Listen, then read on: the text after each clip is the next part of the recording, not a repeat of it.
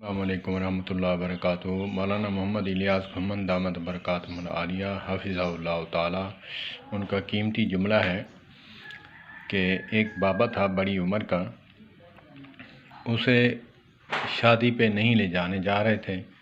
नौजवान थे, उन्होंने कहा बाबा तेरी उम्र काफ़ी हो गई है, तू घर ही बैठ। हाँ, निकम्मा ते बेकार समझ के उन्होंने घर ही बिठाता। उन्हें मिन्नतें तरले लाया, यार किते फ़ायदा ही दे देंगा, मैनू ही लै चलो। तो यार कुछ मुंडे कहने लगे, यार इनू पिछे ही गड्डी दे चमटा देंगे या छत ते बिठा देंगे, लै चलो हाँ यार। तो उधर गए तो बेटी वालों ने मजाक किया कि 100 बंदे हैं आप, 100 बकरा शर्त है, आप खाएंगे तभी हम आपको बारात देंगे, निकाह देंगे। कहा कि फंस गए। वापस आए, कहा कि यार उस बाबे से ही पूछते हैं, बड़ी उम्र का है, शायद उसे पता चल जाए। तो उससे पूछा, बाबा जी आ तो गए ही हैं, आप एक हमें मशवरा दें। बेटी वालों ने ये शर्त लगाई है, मजाक किया है हमारे साथ, तो हम क्या कहें। कहा कि बेटा बात यह है, उनको कहो कि एक हमारी शर्त भी है। वो क्या, ये है कि एक बकरा रोस्ट करें, पकाएं, हम खा लेंगे, फिर दोबारा दूसरा रोस्ट करना। ऐसे एक खाएंगे दोबारा रोस्ट करना, एक खाएंगे फिर दोबारा करना, 12, 4, 5 ऐसे करके 100 आप हमें खिलाएं। उन्होंने जाकर जब कहा, उन्होंने कहा जी हम अपनी शर्त से दस्तबरदार होते हैं, आपकी शर्त हमें कबूल नहीं। तो मौलाना साहब फरमाते हैं कि बाबा जो है कहीं काम आ गया ना, तो इसीलिए इनके तजर्बात से ही फ़ायदा उठाना चाहिए और इनको जो है कंडम नहीं करना चाहिए। और मैंने एक बात मिलाते हुए उनके साथ ही एक बात और कही है।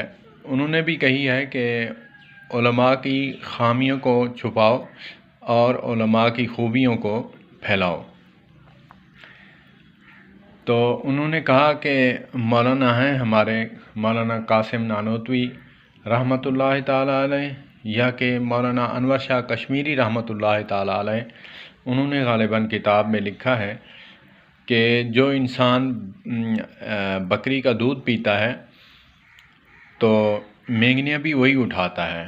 ऐसा नहीं है कि दूध तुम पियो मेंगनियाँ और उठाए।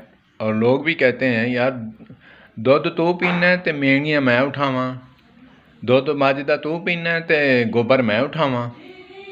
तो इसके साथ मैंने एक मिलाया है कि निकाह हम करते हैं, बीवी की खूबियों और ख़ामियों के साथ एक्सेप्ट करते हैं।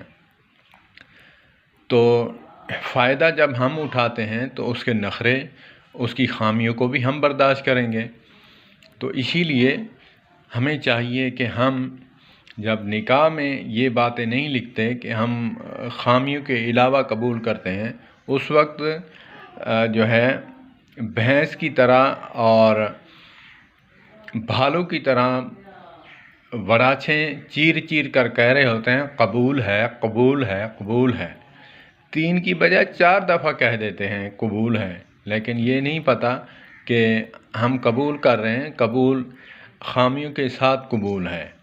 तो इसीलिए उलमा की ख़ामियाँ छुपाओ और फ़ायदा उठाओ और उनकी जो खूबियाँ हैं वो फैलाओ।